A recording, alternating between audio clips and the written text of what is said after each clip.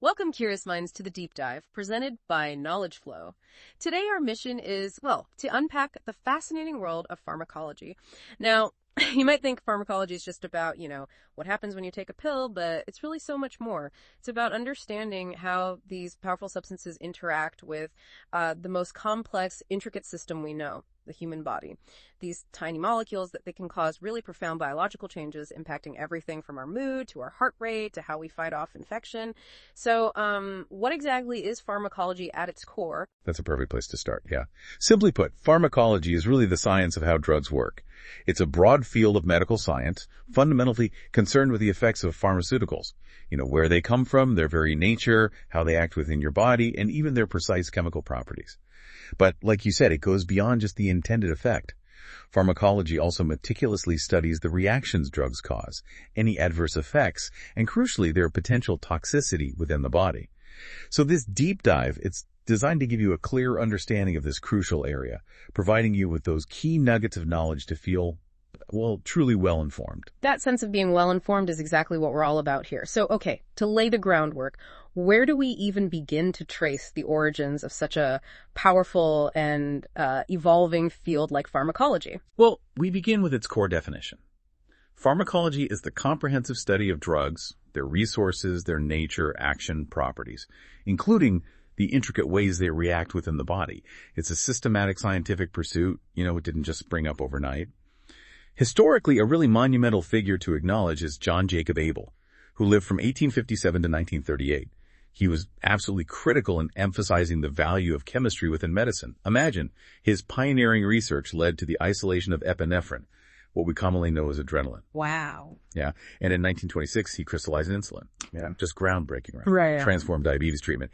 He ultimately became the first professor of pharmacology in the United States, really cementing the field's academic and scientific standing. Okay, so Abel was a key figure. Absolutely. And as a branch of medical science, pharmacology fundamentally studies the influence of drugs on living body functions. This vast field is generally divided into two main pillars: basic pharmacology and clinical pharmacology. Basic pharmacology is where we lay the groundwork, often studying drug influences in animal models before, human application. It's further broken down into four critical branches. First, we have pharmacokinetics. This is all about what the body does to the drug. It encompasses the general principles of how drugs are absorbed into the bloodstream, how they're distributed throughout the body, how they are metabolized or broken down, and finally, how they're eliminated. We often summarize this as ADME. ADME. So if I understand correctly, pharmacokinetics is essentially the drug's grand tour through the body, like its journey. Precisely. Yeah, it's the journey, the path, and how the body processes it along the way. Then we have pharmacodynamics, which is kind of the flip side, what the drug does to the body. Here, we delve into the drug's specific site of action, where it physically interacts, its mode of action, which describes the character of the effect it produces, and its mechanism of action, the molecular and biochemical events leading to that effect. Okay. Body on drug, then drug on body. Got it. Right. What are the other two branches of basic pharmacology? Right. So, third, there's pharmacotherapeutics. This branch focuses on how drug substances are actually utilized, how they're employed to diagnose diseases, treat various conditions, or even prevent illnesses from occurring. It's really the practical application side of the science. And finally, number 4 is toxicology. This is the study of the undesirable, unwanted, or side effects of drugs on a living body.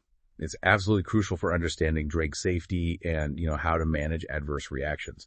So while basic pharmacology sets these fundamental principles, clinical pharmacology then applies them directly, studying the influence of drugs specifically in patients. It's the bridge, really, from the lab to the clinic, ensuring these principles translate effectively to human health. That distinction between basic and clinical pharmacology really clarifies the whole scientific process. It highlights how much foundational research is needed before, human application. I'm curious, when we talk about drugs in this field, what are the precise foundational definitions we need to keep in mind? Because drug can mean so many things in everyday language, can it? You're absolutely right. Clarity is key here. In pharmacology, we have very specific definitions. A drug is formally defined as any substance that causes biological changes in a body through its specific mechanism of action. It's not just any chemical, it's something that deliberately elicits a physiological response. Then there's a prodrug. This is particularly interesting because it's actually an inactive substance when first administered.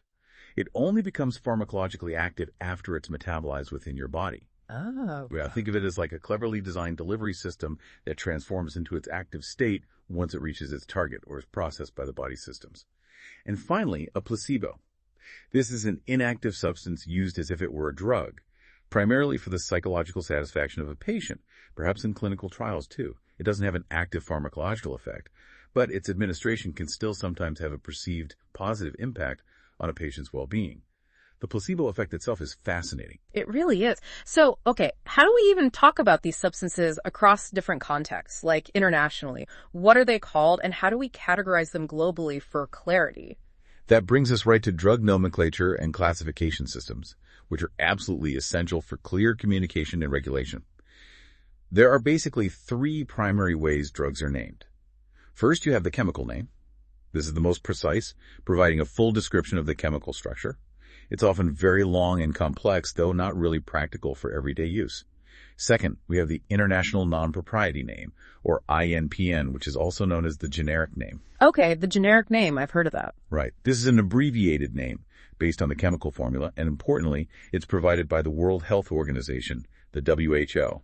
This ensures a universally recognized, consistent name for a drug, regardless of where you are in the world. For example, ibuprofen is a generic name. Like paracetamol or acetaminophen. Exactly. And third, there's the trade name, which is simply the brand name used by pharmaceutical companies.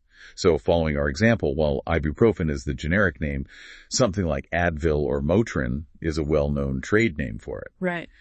Companies invest heavily in their trade names, of course, making them recognizable in the market.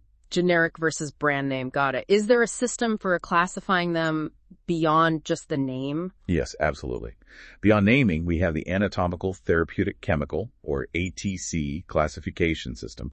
This is incredibly systematic, very organized. Every drug is assigned a unique 5-level code, providing a clear hierarchy of its properties and uses. The first level identifies the anatomical group where the drug primarily acts, like, say, drugs affecting the digestive system or the nervous system. There are 14 main groups. From there, it gets progressively more specific through the levels, detailing the therapeutic group, subgroups, and eventually the chemical characteristics. This system really helps healthcare professionals understand and prescribe drugs by grouping those with similar properties and uses. Okay, ATC system. And you mentioned a recipe book earlier. Ah, yes, the Pharmacopoeia. Think of this as the official recipe book for drugs. It defines precisely how to prepare a drug with specific formulas and standards. Each country typically has its own pharmacopoeia, which is absolutely essential for regulating drug manufacture, ensuring quality, and controlling quantity. It's the standard, really, against which all pharmaceutical products are measured. A pharmacopoeia contains crucial characteristics: the generic name, its molecular weight, chemical formulas, and very importantly, methods for drug standardization and identification. This ensures consistency and safety across all manufactured batches. Right, quality control is vital. And how are these drugs actually delivered, the dosage forms? Good question. Finally, drugs come in various dosage forms, which dictate how they're administered. There are 6 primary categories. First, oral preparations, which include liquids like syrups and solids like tablets or capsules. These are very convenient for self-administration. Second, rectal preparations, such as suppositories or enemas, often used when oral administration isn't feasible. Third, parenteral preparations, which basically means injections, delivering drugs directly into the bloodstream or tissues for rapid or precise effects. Think ampoules, vials. So if I think about a flu shot, that's a parenteral preparation, an injection into the muscle. Yes, absolutely. That's a classic example, typically an intramuscular or IM injection. Good one. Fourth, we have inhalational preparations involving gases, maybe steam inhalation or aerosols, primarily used for respiratory conditions.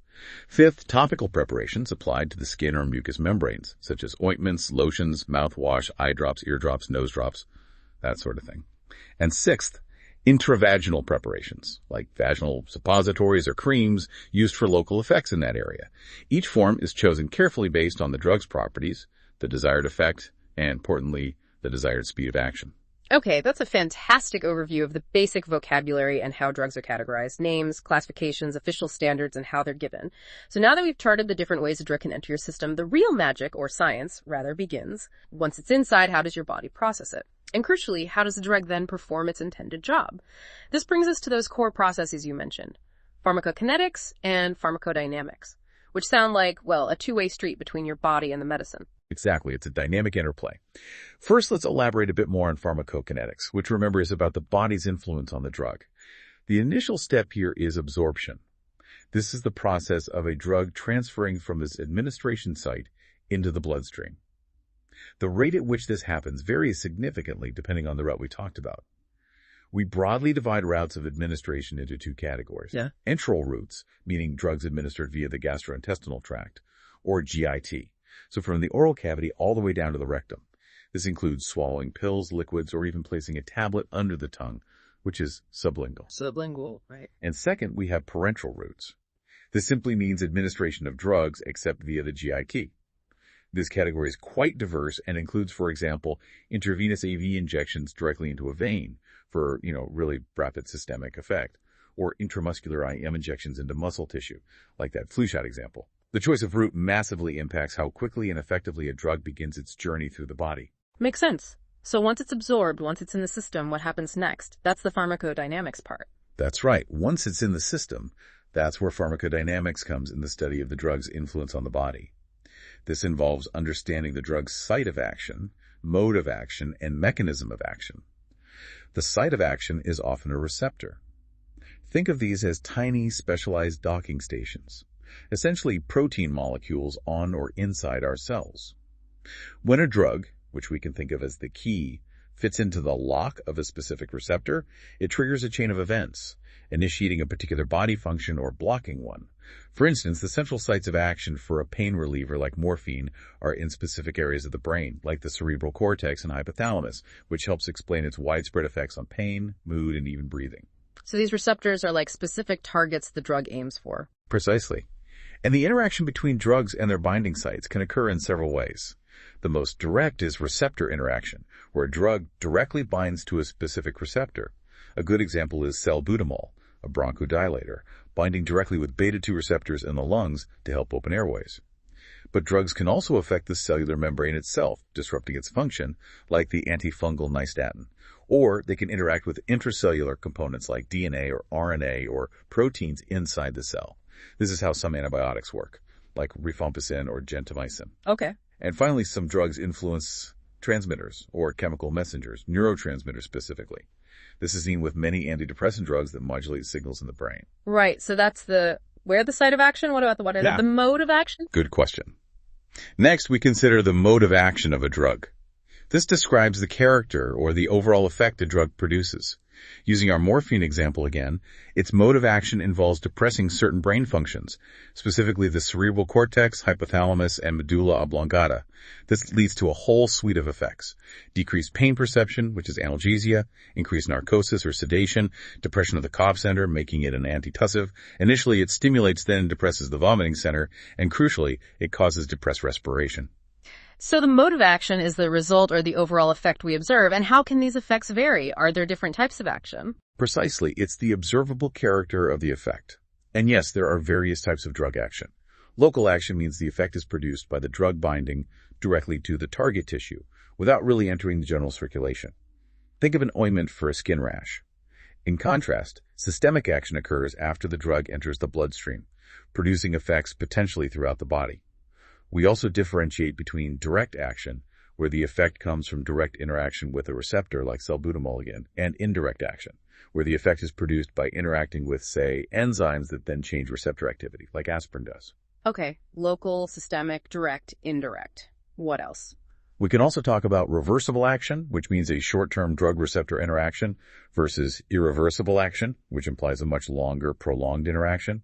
Then there's selective action, where a drug interacts mainly with one specific type of receptor, like salbutamol targeting beta-2 receptors.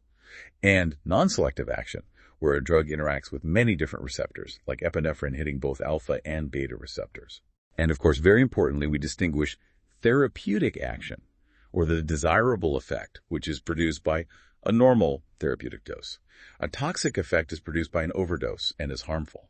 And a side effect is simply an unwanted but often expected effect of the drug, even at a therapeutic dose.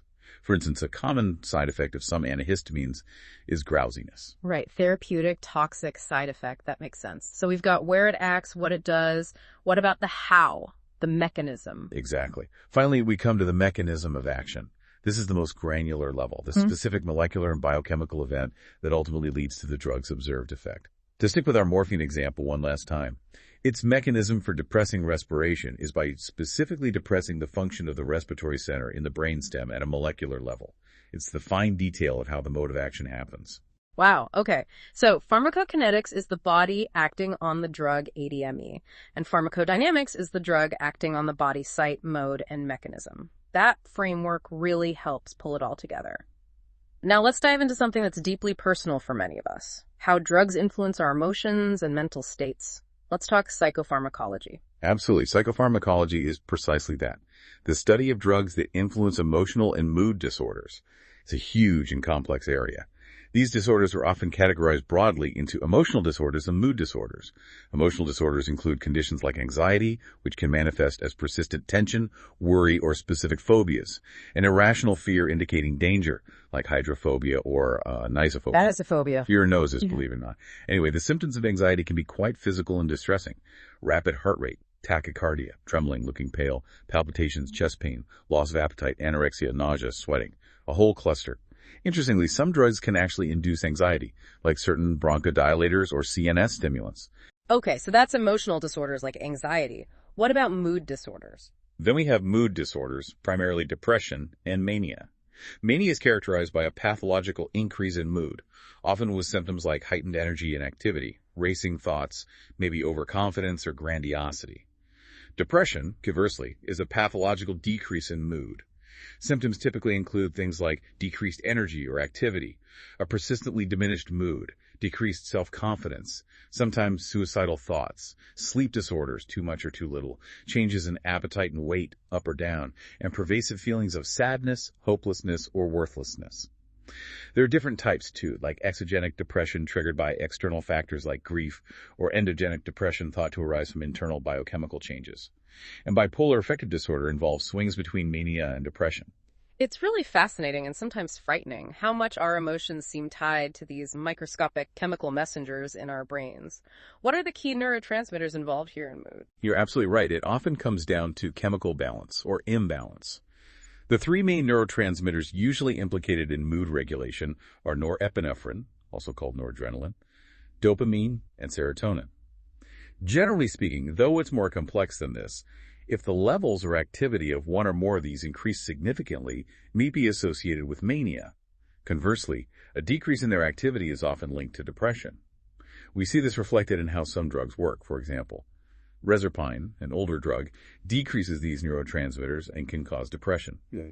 Conversely, isoniazid, an antibiotic, inhibits an enzyme called MAO, which breaks down these neurotransmitters, potentially leading to increased levels and sometimes mania. Other neurotransmitters like acetylcholine and GABA, which tend to inhibit the nervous system, are sometimes implicated in depression too. It highlights just how delicate the brain's chemical balance truly is. A very delicate balance indeed. Okay, so what are the key drug classifications used to manage these conditions? Let's start with anxiety and sleep issues. Right. Starting with anxiolytic and hypnotic drugs used for anxiety and sleep. Probably the most common and well-known are the benzodiazepines. You might recognize names like diazepam or alprazolam. Their pharmacological effects are quite broad. They reduce anxiety primarily by inhibiting neurons in the limbic system, which is involved in emotion. At higher doses, they produce sedation or a hypnotic effect, inducing sleep. They also have anticonvulsant properties and act as muscle relaxants.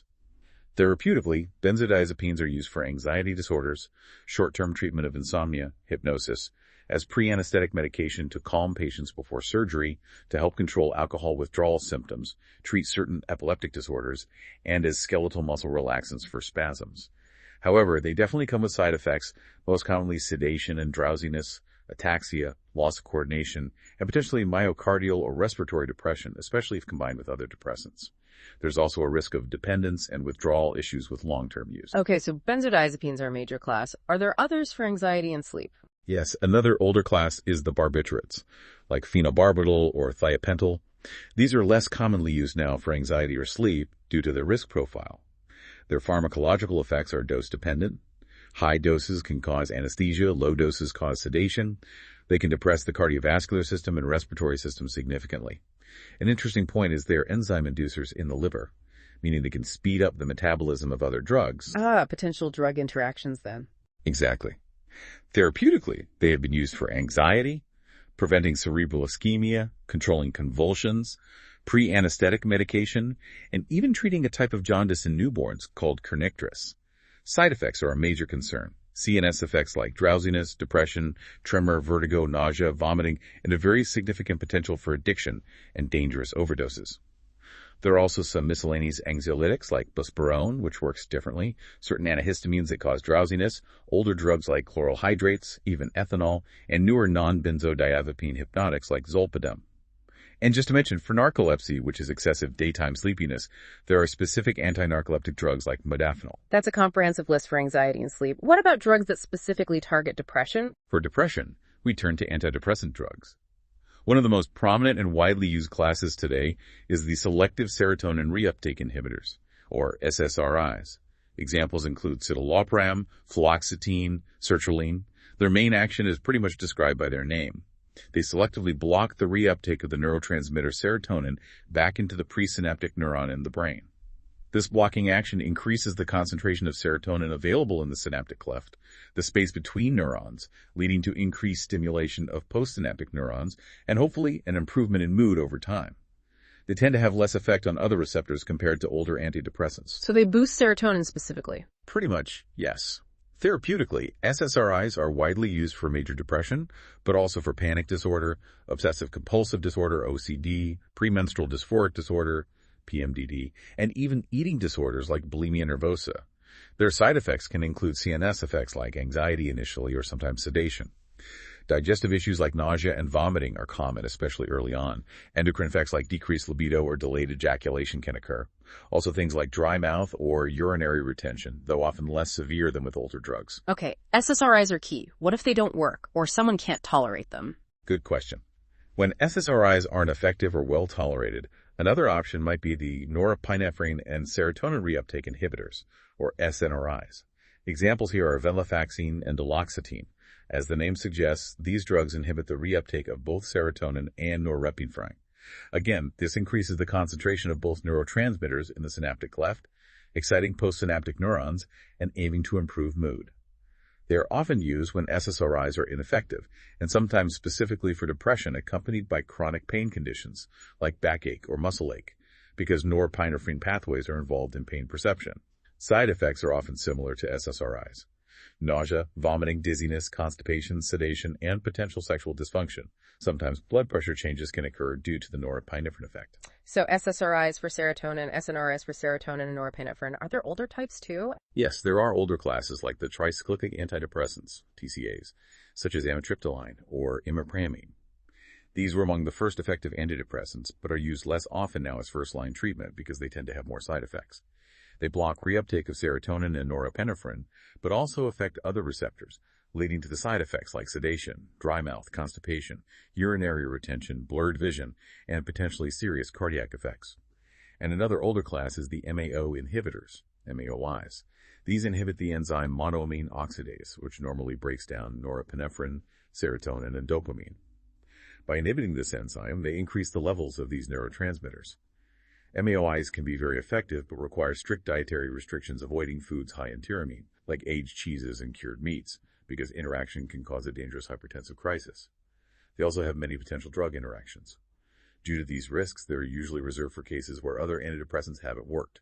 Their side effects can also include things like tremor, nausea, and potentially effects related to lithium use in mania. Wow, so many ways to influence these delicate chemical balances in the brain.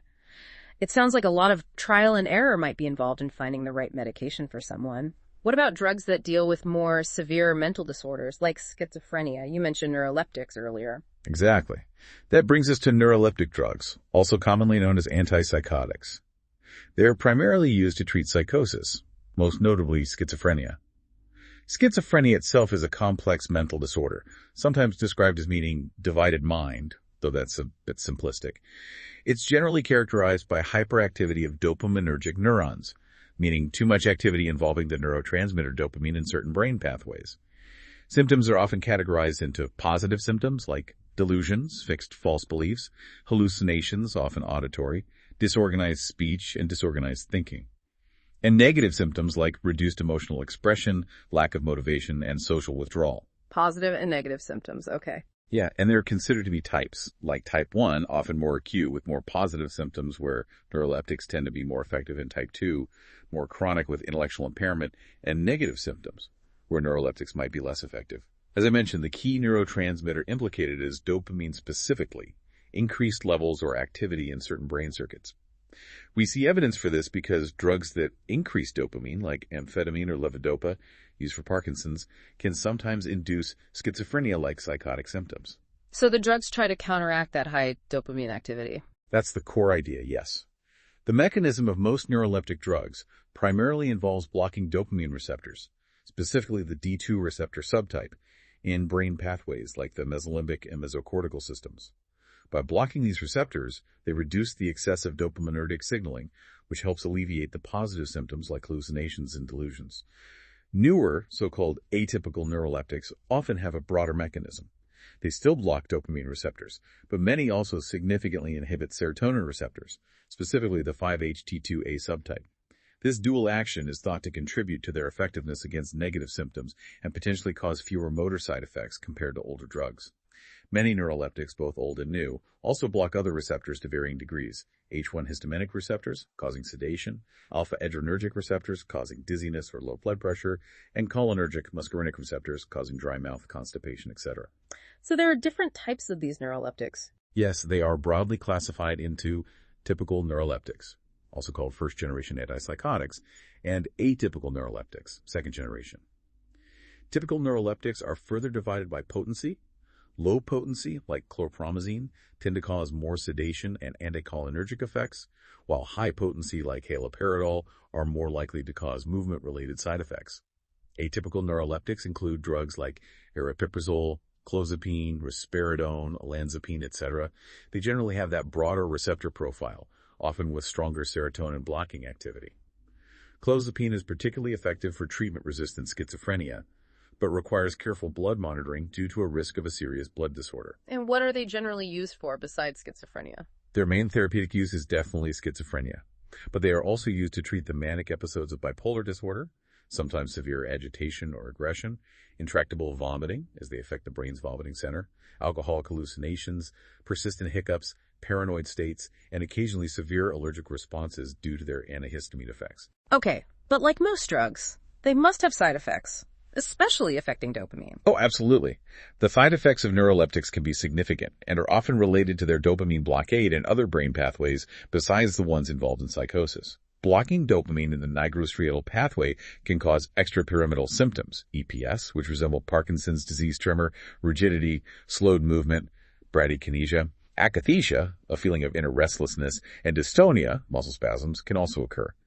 Long-term use can lead to tardive dyskinesia, which involves involuntary movements, often of the face and mouth, and can be irreversible. That sounds serious. It can be, yes. Atypical neuroleptics generally have a lower risk of EPS compared to typical ones, but the risk isn't zero.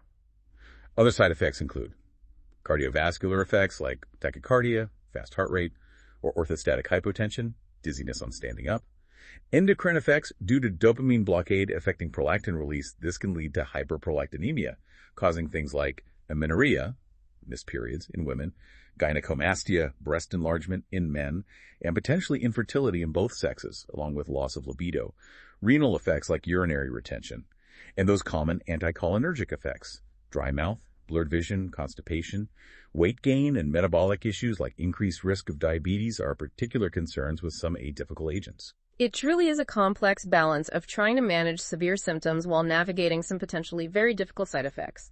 What's fascinating here is how these compounds interact with the very wiring of our nervous system. Let's broaden our scope now and talk about drugs that affect the nervous system as a whole, beyond just mood and psychosis. Absolutely. The nervous system is, as you say, the body's intricate control center. It's fundamentally divided into the central nervous system, CNS, which is the command center, the brain and spinal cord controlling pretty much all body functions. And then there's the peripheral nervous system, PNS, which consists of all the nerves outside the CNS. These nerves act like the communication lines, transmitting signals between the CNS and the rest of the body muscles, glands, sensory organs. Right, CNS and PNS. And the PNS has subdivisions too, doesn't it? It does. The PNS itself has two main functional parts. First, the somatic nervous system, This controls voluntary movements like walking or picking something up. It includes the cranial nerves coming from the brain and the spinal nerves coming from the spinal cord that connect to our skeletal muscles. Second, and very relevant pharmacologically, is the autonomic nervous system, ANS. This operates largely automatically without conscious control, managing vital functions like heart rate, breathing, digestion, blood pressure, glandular secretions, all the background stuff that keeps us going. The automatic pilot. Pretty much.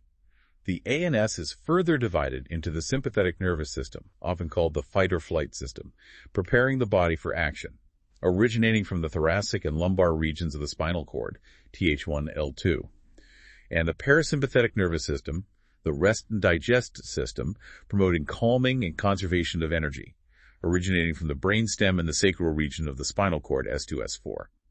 There's also often considered a third division, the enteric nervous system, which is a complex network of nerves within the walls of the digestive tract, pancreas, and gallbladder. It controls gut motility and secretion, but it's heavily modulated by both the sympathetic and parasympathetic systems. Okay, sympathetic fight or flight, parasympathetic rest and digest. So how do drugs interact with these systems? When we talk about drugs affecting the nervous system, particularly the ANS, they primarily fall into two major categories based on the main neurotransmitters they mimic or block. Cholinergic drugs, which interact with acetylcholine pathways, and adrenergic drugs, which interact with norepinephrine and epinephrine pathways. Let's break those down. Cholinergic first. Sure. Cholinergic drugs target acetylcholine, which is the primary neurotransmitter in the parasympathetic nervous system, as well as at neuromuscular junctions in some parts of the sympathetic system and CNS.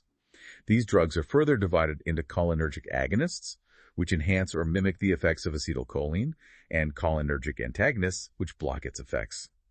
For cholinergic agonists, their effects are mediated through two main types of acetylcholine receptors: muscarinic receptors, M receptors, and nicotinic receptors, N receptors. Muscarinic receptors, M1, M2, M3, etc., are found on target organs of the parasympathetic system, like the heart, smooth muscle, glands. Stimulating them generally produces rest and digest effects. Slowing the heart, M2, constricting pupils, M3, increasing gland secretions, saliva, tears, digestive juices, M1, M3, increasing gut motility, M3, contracting the bladder muscle, M3. Nicotinic receptors are found in autonomic ganglia, NG, connecting nerve cells, and at the neuromuscular junction, NM, where nerves meet skeletal muscle. Stimulating NM receptors causes muscle contraction. So agonists mimic acetylcholine's effects. How are they used? They can be classified as direct acting, binding directly to the receptors, like pilocarpine eye drops used for glaucoma to constrict the pupil and lower eye pressure, or nicotine itself, which hits N receptors. Or indirect acting, which work by inhibiting the enzyme acetylcholinesterase, the enzyme that normally breaks down acetylcholine. By inhibiting this enzyme, they increase the levels and duration of action of the body's own acetylcholine.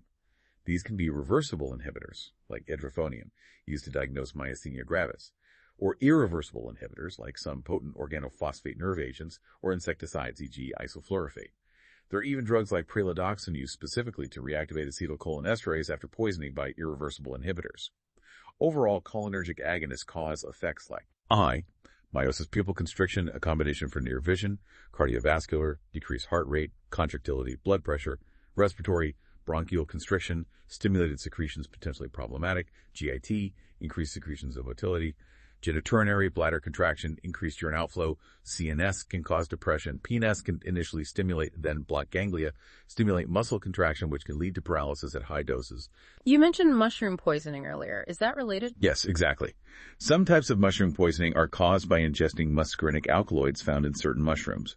The symptoms are basically an exaggeration of parasympathetic effects. Severe bronchial constriction, difficulty breathing, nausea, vomiting, diarrhea, excessive salivation and sweating, and cutaneous vasodilation, flushed skin. The specific treatment for this type of poisoning is atropine, which is a cholinergic antagonist. Okay, so agonists mimic, antagonists block. What about the antagonist? Right. Cholinergic antagonists block the effects of acetylcholine. They're also subdivided based on the receptors they block. Antimuscarinic agents block muscarinic receptors. Atropine is the classic example, but others include ipratropium, used as a bronchodilator, scopolamine, used for motion sickness. They produce effects opposite to parasympathetic stimulation. Dilate pupils, mydriasis, increase heart rate, decrease secretions, dry mouth, dry eyes, relax bronchial smooth muscle, decrease gut motility, constipation, cause urinary retention. Anti-nicotinic agents block nicotinic receptors. These include ganglionic blockers, like high doses of nicotine itself, which first stimulate then block ganglia. These aren't used much therapeutically due to widespread effects. More important are neuromuscular blockers, like tubocurarine, derived from curare poison, or newer agents like rocuronium, which block NM receptors at the neuromuscular junction, causing skeletal muscle paralysis. These are used clinically during surgery to relax muscles. Okay, that covers the cholinergic side, acetylcholine. What about the other big category, adrenergic drugs? Let's turn to adrenergic drugs. These interact with the sympathetic nervous system and its main neurotransmitters, norepinephrine, noradrenaline, and epinephrine, adrenaline. The receptors involved are alpha, alpha-1, alpha-2, and beta, beta-1, beta-2, beta-3, adrenergic receptors. Similar to cholinergic drugs, we have adrenergic agonists, which stimulate these receptors, generally mimicking the fight-or-flight response. Effects include increased heart rate and contractility, beta-1, constriction of some blood vessels but dilation of others, alpha-1, beta-2, bronchodilation, beta-2, increased blood glucose. Like adrenaline itself. Exactly. Epinephrine, adrenaline, is a potent agonist at both alpha and beta receptors. Other agonists might be more selective. We can classify agonists by their mechanism. Direct acting bind directly to receptors like clonidine activating alpha-2, epinephrine hitting alpha and beta, dopamine acting on dopamine and adrenergic receptors. Indirect acting work by increasing the release or blocking the reuptake of norepinephrine from nerve terminals like cocaine, amphetamine, or tyramine found in some foods. And mixed acting do both, like ephedrine and pseudoephedrine found in cold remedies. And the blockers, adrenergic antagonists. Right, adrenergic antagonists, or blockers, inhibit these receptors, generally counteracting sympathetic effects. There are three main types based on the receptors they block. First, alpha blockers. These bind to alpha receptors, inhibiting their function, often leading to vasodilation and lower blood pressure. They can be subdivided. Selective alpha-1 blockers like prazosin, terazosin, doxazosin are primarily used therapeutically to treat hypertension, high blood pressure, by relaxing blood vessels.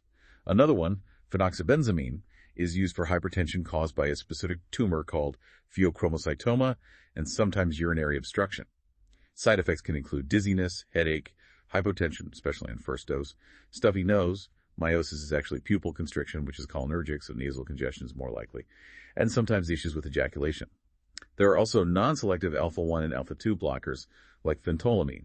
These have uses in diagnosing pheochromocytoma, treating male sexual dysfunction in some cases, Raynaud's phenomenon, poor circulation, and managing hypertensive crises. Okay, alpha blockers for blood pressure mainly. What about beta blockers? I hear about those a lot. Yes, beta receptor blockers, beta blockers, are very widely used. They bind to beta receptors, beta-1 mainly on the heart, beta-2 on lungs and blood vessels, inhibiting their function. Examples include metoprolol and atenolol, which are relatively selective for beta-1, and propranolol, which is non-selective, blocking both beta-1 and beta-2. Their main therapeutic uses are treating hypertension by reducing heart rate and contractility, angina pectoris, chest pain due to poor heart blood flow, cardiac arrhythmias, your irregular heartbeats, managing symptoms of hyperthyroidism, and even glaucoma as eye drops to reduce high pressure. Blocking beta-1 slows the heart down and reduces its workload. Blocking beta-2 can cause bronchoconstriction, which is why selective beta-1 blockers are often preferred in people with asthma. And the third type of adrenergic antagonist. Finally, there are mixed blockers that inhibit both alpha and beta receptors. Examples include labetalol and carvedilol. These combine the vasodilation effect of alpha blockade with the heart-slowing effects of beta blockade. Their main therapeutic use is also in treating hypertension and sometimes heart failure, carvedilol specifically. There are also other drugs like guanethidine and reserpine, which affect adrenergic nerve function more indirectly, but these are used less often now due to side effects. It's really a complex dance of activation and inhibition across the whole autonomic nervous system that allows for precise pharmacological control over many bodily functions. What a dense and incredibly complex network our nervous system is, and how drugs can fine-tune it. This raises an important question, though. How do we target things like pain or induce anesthesia for surgery or manage specific neurological disorders like Parkinson's with such precision? Let's deepen our dive now into how drugs specifically impact the central nervous system's complex functions beyond just mood and psychosis. Indeed, the CNS is absolutely central to our conscious experience, sensation, movement, everything. And drugs affecting it are crucial for managing conditions ranging from everyday pain to debilitating neurological diseases. Let's start with opioid analgesics, also known as narcotic analgesics. These are powerful pain-relieving drugs. They work primarily by binding to and stimulating specific opioid receptors located throughout the CNS, brain and spinal cord, but also in the gut and urinary bladder. This binding inhibits the release of excitatory neurotransmitters involved in pain signaling, ultimately decreasing the perception of pain. Right, analgesics reduce pain. You mentioned opioids are narcotic. Yes, that term historically refers to their potential to cause narcosis or stupor, and importantly, their potential for addiction. We need to differentiate them from non-narcotic analgesics like NSAIDs, non-steroidal anti-inflammatory drugs like ibuprofen or aspirin, which work differently, often peripherally. And to understand their function, it's important to define pain. It's an unpleasant sensory and emotional experience, fundamentally a protective response warning us of tissue damage. Analgesia simply means the lack or relief of pain. A crucial point in practice is that analgesics, especially strong ones like opioids, should generally not be given until the underlying cause of the pain has been determined or at least considered. For example, treating a severe headache with opioids when it's actually due to dangerously high blood pressure would mask the real problem. Similarly, for dehydration causing cramps or epigastric pain, which might be an ulcer or heart issue, or the muscle spasms of tetanus, or the joint pain of gout, address the cause first, if possible. That's a really important clinical point. So these opioids bind to specific receptors. Yes, there are several types of opioid receptors, mainly mu, kappa, and delta, and sometimes sigma is included. They're found in key areas involved in pain processing and mood, like the hypothalamus, thalamus, brainstem, spinal cord, parts of the limbic system, and even on immune cells. Interestingly, our body produces its own natural opioid-like substances called endogenous opioid peptides, like endorphins and enkephalins, metenkephalin and luenkephalin, and dynorphins. Opioid drugs essentially mimic or enhance the effects of these natural pain relievers, but often much more powerfully. So where do these opioid drugs come from? Are they all like morphine? Good question. They can be classified based on their origin and structure. Natural opium alkaloids are derived directly from the opium poppy. These fall into two groups. The phenanthrene group includes morphine and codeine. The benzalketoquinoline group includes papaverine, a smooth muscle relaxant, and noscapine, a cough suppressant. Then there are semi-synthetic opioids, which are chemically modified versions of the natural alkaloids. Morphine derivatives include drugs like oxymorphone and heroin, diacet morphine. Codeine derivatives include hydrocodone, often combined with acetaminophen. And finally, synthetic opioids, which are entirely lab-created but designed to interact with opioid receptors.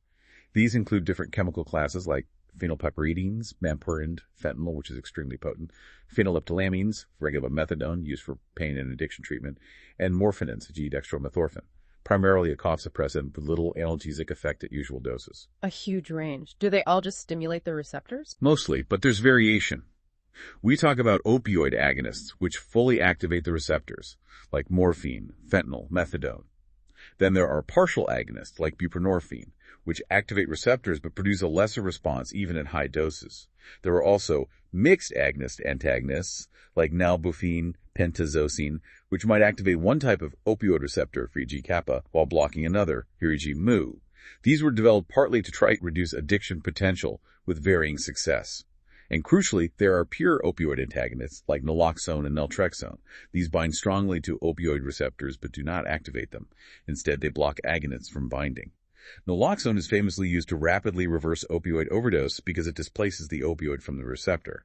Naltrexone is longer acting and used more in addiction treatment to block the rewarding effects of opioids. Okay, so what are the main effects and uses of the opioid agonists, like morphine? Their main pharmacological effects include analgesia, relief of moderate to severe pain; euphoria, a sense of well-being which contributes to abuse potential; sedation or drowsiness, sometimes dysphoria, unease instead of euphoria; respiratory depression, this is the most dangerous effect and the usual cause of death and overdose; miosis, pinpoint pupils; emesis, nausea and vomiting, especially initially; suppression of the cough reflex, antitussive effect; and effects on smooth muscle causing constipation by decreasing gut motility and potentially urinary retention.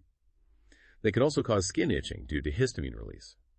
Their main therapeutic uses are for the relief of severe acute pain, for example, after surgery or injury, like a myocardial infarction, and chronic pain, for example, cancer pain, relief of dyspnea, shortness of breath associated with conditions like acute pulmonary edema, though used cautiously, suppression of severe cough, codeine or dextromethorphan are more common for this, and treatment of severe diarrhea, less common now, sometimes used in pre-medication for anesthesia.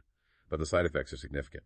Respiratory depression is the major risk. Nausea, vomiting, constipation, often requires management, sedation, dizziness, itching, urinary retention, potential for hypotension, low blood pressure, and importantly, they can increase intracranial pressure, ICP, so use cautiously in head injury.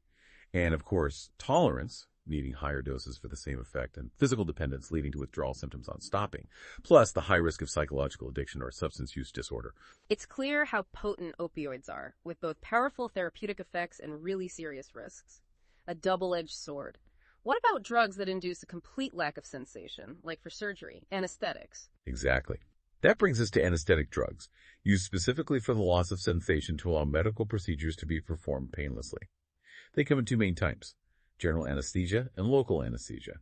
General anesthesia involves inducing a controllable and fully reversible depression of the entire central nervous system. It's characterized by a lack of perception of all sensations, including pain, amnesia, loss of memory for the event, loss of consciousness, inhibition of reflexes, and skeletal muscle relaxation. It essentially puts the brain temporarily to sleep. It can be administered by inhalation of anesthetic gases or vapors, or by intravenous injection. Local anesthesia, on the other hand, involves blocking nerve conduction in a specific localized area of the body. This prevents painful impulses from that area from reaching the brain, so the patient remains conscious but feels no pain in that region. This is achieved by injecting the anesthetic drug into tissues near the nerves to be blocked, or by applying it topically to skin or mucous membranes. Local anesthesia can be further subdivided into types like surface terminal anesthesia on surfaces, regional anesthesia, blocking major nerve bundles like an epidural, and infiltration anesthesia, injecting into the tissues being worked on. Okay, general for knockout, local for numbing a specific area. What kinds of drugs are used? It's quite a range. For general anesthesia, often a combination of drugs is used. Pre-anesthetic medications often given beforehand to reduce anxiety, for example, benzodiazepines, prevent excessive secretions, anticholinergics like atropine, reduce nausea, antiemetics, relieve pain, opioids, or help with induction, barbiturates. Sometimes muscle relaxants are included here too. Then the general anesthetic drugs themselves include inhalation agents, volatile liquids like halothane, dysflurane, sevoflurane, or gases like nitrous oxide, laughing gas, and intravenous agents like ultra-short-acting barbiturates, thiopental, ketamine, propofol, which is very common now, benzodiazepines like midazolam, opioids like fentanyl, and etomidate. Often an IV agent is used for rapid induction, and an inhalation agent is used for maintenance during the surgery. Therapeutic uses are obvious. Enabling surgery and other painful procedures, side effects can include things like postoperative nausea and vomiting, sore throat from the breathing tube, drowsiness and shivering. Rarely, more serious issues like malignant hyperthermia, a dangerous reaction in susceptible individuals, or liver issues like hepatic necrosis or hepatitis reported with older agents like halothane, much less common now. For local anesthetics, common drugs include lidocaine, tetracaine, bupropion, and procaine, though less used now due to allergies.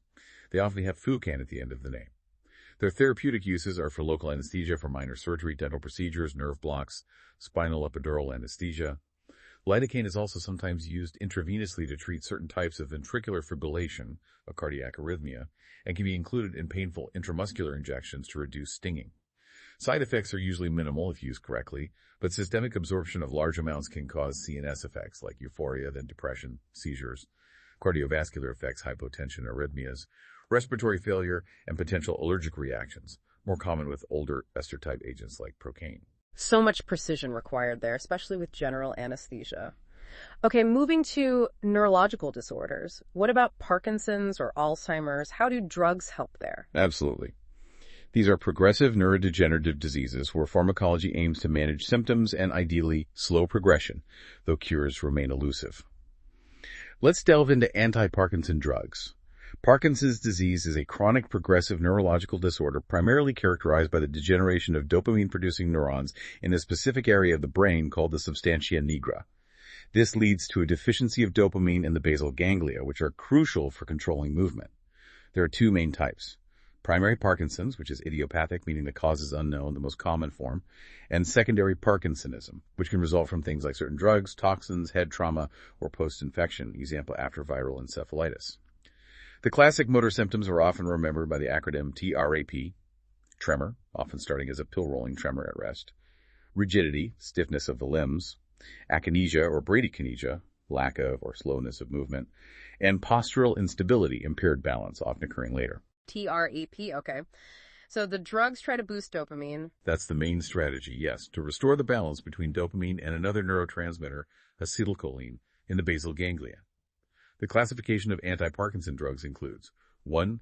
Dopaminergic drugs, which aim to increase dopamine levels or activity. The cornerstone is levodopa, L-DOP. Dopamine itself can't cross the blood-brain barrier easily, but its precursor, levodopa, can. Once in the brain, levodopa is converted into dopamine by an enzyme, replenishing the deficient supply. Levodopa is almost always given in combination with another drug like carbidopa, or benserazide, which inhibits the enzyme that converts levodopa to dopamine outside the brain.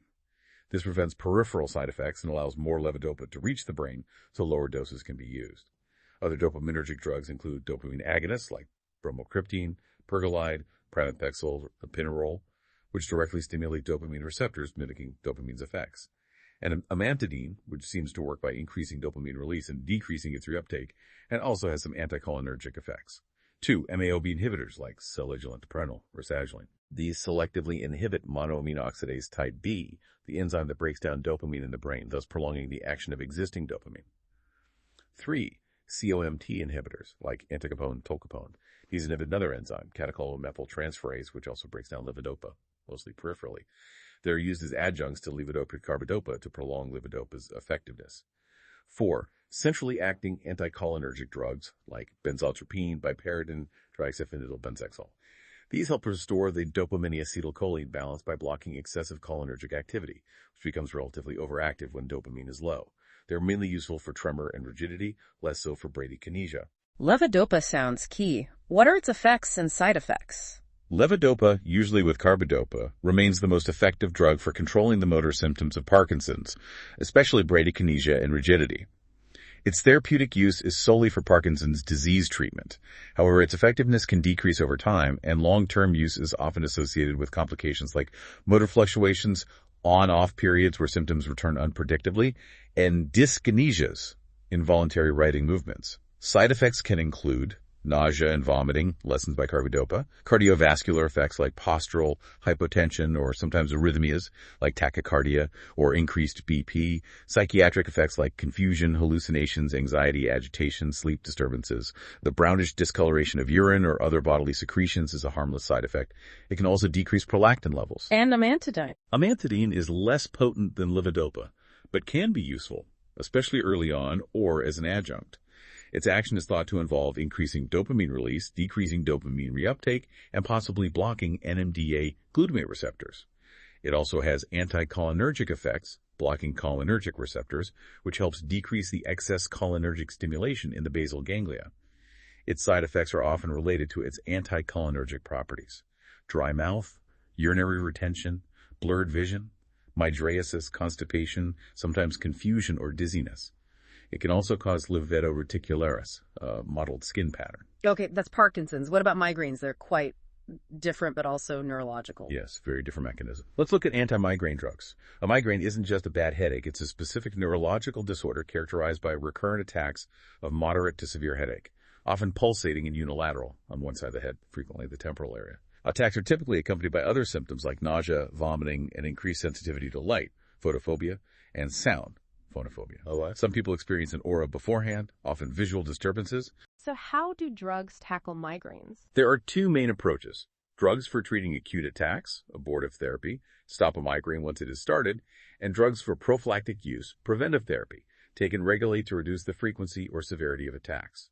For acute attacks, the mainstay for moderate to severe migraines are the triptans, like sumatriptan, zolmitriptan, rizatriptan, etc. These are serotonin agonists, specifically acting on 5-HT1B1D receptors found on blood vessels in the brain and on nerve endings. Their action is thought to involve causing vasoconstriction of dilated cranial blood vessels and inhibiting the release of inflammatory neuropeptides, thus relieving the headache pain. Older options include ergot derivatives, like ergotamine tartrate and dikydroergotamine. These also act on serotonin receptors, sometimes as antagonists, sometimes agonists, and alpha-adrenergic receptors, causing vasoconstriction.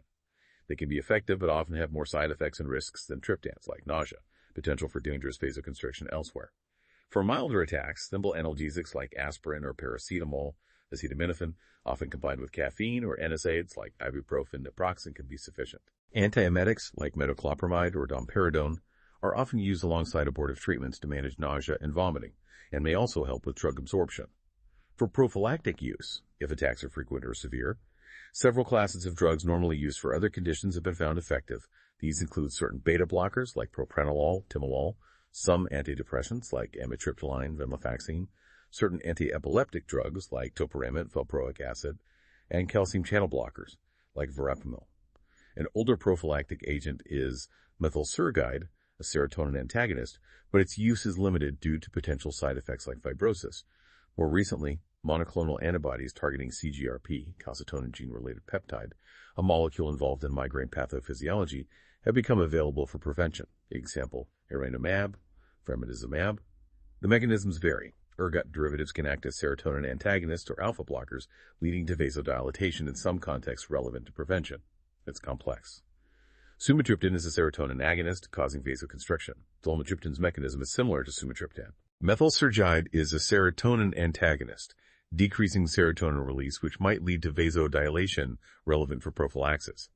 It's not always straightforward vasoconstriction versus vasodilation. It depends on the specific receptors and context. A lot of options there, too. Finally, for CNS disorders, let's touch on Alzheimer's. Right, anti-Alzheimer drugs. Alzheimer's disease is the most common cause of dementia. It's a progressive neurodegenerative disorder characterized pathologically by amyloid plaques and neurofibrillary tangles in the brain, leading to the loss of neurons, particularly cholinergic neurons, those using acetylcholine, in areas crucial for memory and cognition, like the basal forebrain and hippocampus. This results in decreased acetylcholine levels. The primary symptom is progressive dementia, manifesting as loss of memory, especially recent memory, impaired thinking and judgment, language problems, disorientation, and changes in personality and behavior. So the drugs try to boost acetylcholine, similar to some Parkinson's drugs targeting dopamine. That's the main strategy for the most common class of Alzheimer's drugs, yes. They don't cure the disease or stop its progression, but they can help manage symptoms for a time in some people. The classification includes 1. Acetylcholinesterase inhibitors, ACABIs. These are currently the first-line treatment for mild to moderate Alzheimer's. Examples include donepezil, galantamine, and rivastigmine. Tocrenicrine was the first, but is rarely used now due to liver toxicity. Their action is as indirect-acting cholinergic agonists.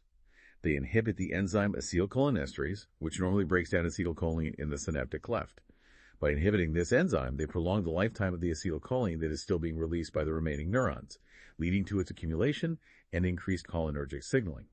Their therapeutic uses for the symptomatic treatment of Alzheimer's disease. They might improve cognition, function, and behavior temporarily. Common side effects are mostly cholinergic in nature, particularly gastrointestinal.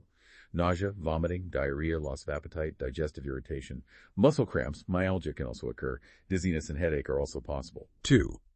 NMDA glutamate receptor inhibitors. Currently, only one drug in this class is widely approved, memantine. It's typically used for moderate to severe Alzheimer's, sometimes in combination with NACE-EI. Its action is different. Glutamate is the main excitatory neurotransmitter in the brain, and excessive glutamate activity, excitotoxicity, via NMDA receptors, is thought to contribute to neuronal damage in Alzheimer's. Memantine is a non-competitive antagonist of NMDA receptors. It's thought to block excessive pathological stimulation of these receptors while still allowing normal physiological activation needed for learning and memory. By inhibiting this excessive glutamate sensitization and excitation, it might help protect neurons and reduce memory loss, particularly improving function and behavior in later stages. Its therapeutic uses for moderate to severe Alzheimer's disease treatment. Side effects can include dizziness, headache, confusion, constipation, sometimes agitation, generally considered reasonably well tolerated. Okay, ACHE inhibitors and memantine. It's sobering that these manage symptoms rather than cure, but still vital. That's a huge amount of detail on the CNS alone. It just reinforces how intricate our internal systems are. If we connect this now to the bigger picture, it becomes really clear how drugs are designed to support our core systems, things like our heart, our blood, our hormones. Let's explore that next. Indeed. These vital systems are continuously working, often in the background, and when they falter, pharmacology offers really targeted solutions. Let's begin with drugs affecting heart failure. First, what is heart failure? It's essentially a condition where the heart muscle can't pump enough blood, decreased stroke volume, often due to decreased heart contractility or sometimes rate issues, to meet the body's needs for oxygen and nutrients. It doesn't mean the heart is stopped, but that it's failing to work efficiently. It often progresses through stages. Initially, there's a compensative stage, where the body tries to cope by activating systems like the sympathetic nervous system, increasing heart rate and force, and the renin-angiotensin-aldosterone system, RAAS, retaining salt and water to boost blood volume. The heart muscle might also enlarge myocardial hypertrophy to try and pump harder. But eventually, these compensations become counterproductive, leading to the decompensative stage, where the heart's function progressively fails. What causes it? Common causes include coronary artery disease, leading to heart attacks that damage muscle, high blood pressure, making the heart work too hard over time, diseases of the heart valves, congenital heart disease present from birth, or diseases of the heart muscle itself, cardiomyopathy. The typical symptoms reflect the heart's inability to pump effectively and to resulting fluid backup. Shortness of breath, dyspnea, especially on exertion or when lying flat, fatigue and weakness, rapid or irregular heartbeat, tachycardia, and swelling edema in the legs, ankles, feet, or abdomen due to fluid retention. Okay, so how do drugs help manage this complex condition? The classification of drugs for heart failure aims to tackle different aspects of the problem, reducing the heart's workload, improving its pumping ability, and managing fluid overload. Key classes include 1. Renin-angiotensin-aldosterone system, RAAS blockers. This is a cornerstone of treatment. It includes ACE inhibitors, angiotensin-converting enzyme inhibitors like captopril, enalapril, lisinopril, and angiotensin II, receptor blockers, ARBs, like losartan, valsartan. The RAAS system normally constricts blood vessels and causes saltwater retention, which worsens heart failure. These drugs block this system. ACE inhibitors block the enzyme that forms angiotensin II, a potent vasoconstrictor. ARBs block angiotensin II from binding to its receptors. Both actions lead to vasodilation, relaxing blood vessels, reduced aldosterone release, less saltwater retention, decreased blood pressure, and reduced workload on the heart. They are proven to improve survival in heart failure. Common side effects include dry cough, especially with ACE inhibitors, dizziness, high potassium levels, and rarely angioedema, swelling. 2. Beta receptor blockers, beta blockers. This might seem counterintuitive since they slow the heart, but specific ones, like metoprolol succinate, carvedilol, bisoprolol, have been shown to improve heart function and survival in chronic stable heart failure. They work by blocking the excessive sympathetic nervous system stimulation that occurs in heart failure, reducing heart rate, blood pressure, and protecting the heart muscle from further damage over the long term. They need to be started at low doses and increased slowly. 3. Diuretics, water pills. These help the kidneys remove excess sodium and water from the body, reducing fluid volume, relieving edema, swelling, and easing symptoms like shortness of breath. Common types include loop diuretics like furosemide, thiazide diuretics like hydrochlorothiazide, and potassium-sparing diuretics like spironolactone, which also has beneficial RAAS blocking effects. 4. Direct-acting vasodilators.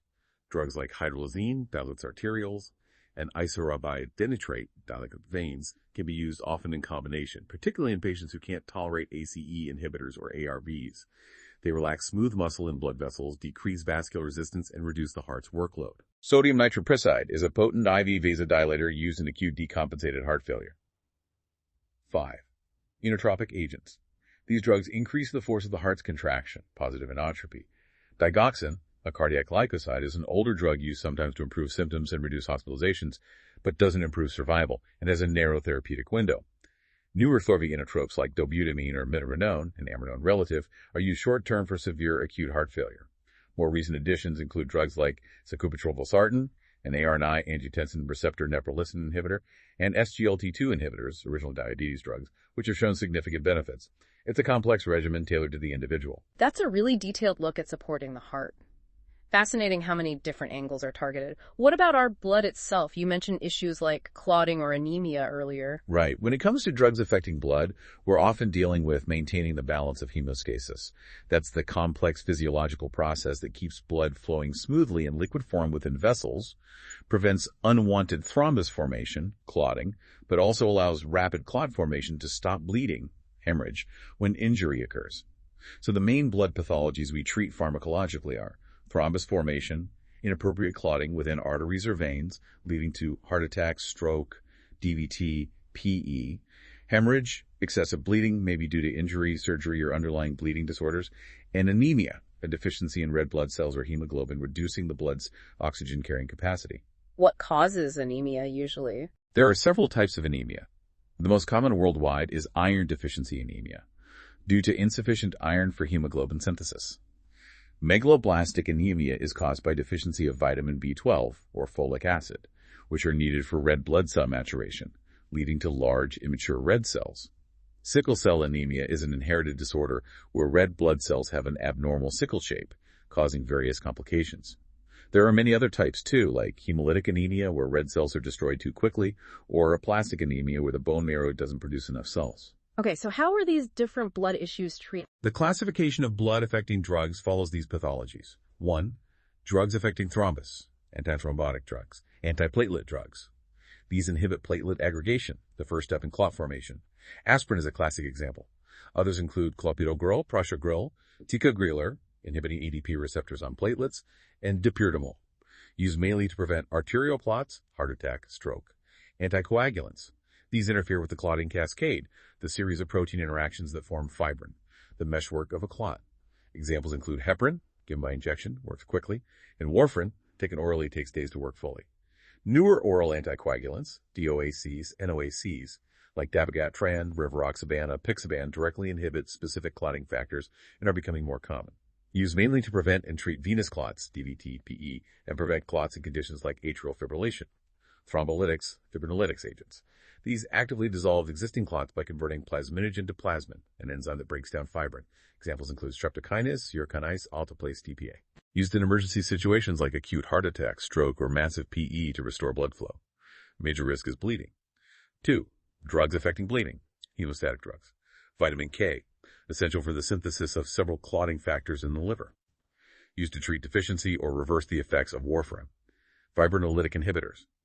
Drugs like aminocaproic acid or tranexamic acid inhibit plasminogen activation or plasmin activity, thus preventing clot breakdown. Used to treat excessive bleeding in certain situations. Surgery, heavy menstrual bleeding. Plasma factors. Concentrates of specific clotting factors like factor VIII for hemophilia A, factor IX for hemophilia B, or fibrinogen can be given intravenously to replace missing factors in inherited bleeding disorders. 3. Drugs affecting anemia. For iron deficiency, oral ferrous preparations like ferrous sulfate, ferrous fumarate are standard. Parenteral iron used if oral iron isn't tolerated or absorbed, or for rapid repletion. For megaloblastic anemia. Vitamin B12, cyanocobalamin, or hydroxycobalamin, often by injection if absorption is the issue, and folic acid, usually oral, are given as replacement therapy. Hematopoietic growth factors. Erythropoietin, EPO, is a hormone that stimulates red blood cell production in the bone marrow. Recombinant versions like epoetin alpha, darbepoetin alpha, are used to treat anemia associated with chronic kidney disease, chemotherapy, etc., for sickle cell anemia. Hydroxyurea is a drug that can reduce the frequency of painful crises and complications by increasing fetal hemoglobin production. Other newer targeted therapies are also emerging. Let's look closer at a couple of those.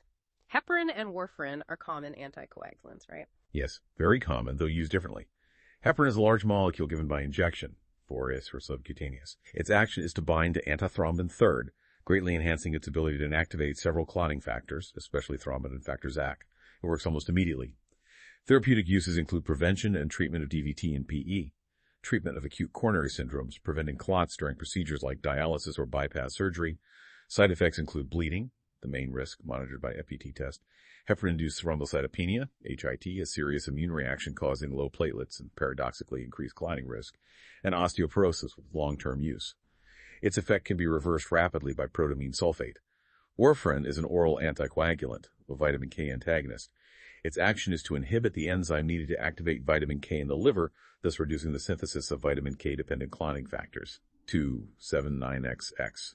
It takes several days for its full effect to develop as existing factors degrade. Therapeutic uses are similar to heparin for long-term prevention treatment of DVT-PE, and especially for stroke prevention in atrial fibrillation and with prosthetic heart valves.